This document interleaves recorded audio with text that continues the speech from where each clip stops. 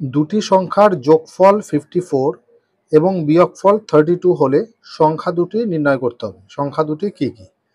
যদি খুব সহজে তোমরা এই উত্তরটি জানতে চাও তাহলে দেখো, এই দুটো সংখ্যার মধ্যে যদি বৃহত্তম সংখ্যাটি নির্ণয় করতে হয় তাহলে বৃহত্তম সংখ্যাটি কি হবে? এই দুটোকে যোগ করো, মানে দুটো সংখ্যার যোগফল এবং দুটো সংখ্যার বিয়োগফলকে যোগ করে 2 দিয়ে ভাগ করলেই আমরা বৃহত্তম সংখ্যাটি পেয়ে যাব। তাহলে এই দুটোকে যোগ করলে দেখো কত হচ্ছে, 86 ডিভাইডেড বাই 2 ইকুয়াল টু হচ্ছে 43। দেখো কত কম সময়ের মধ্যে বৃহত্তম সংখ্যাটি নির্ণয় করলাম।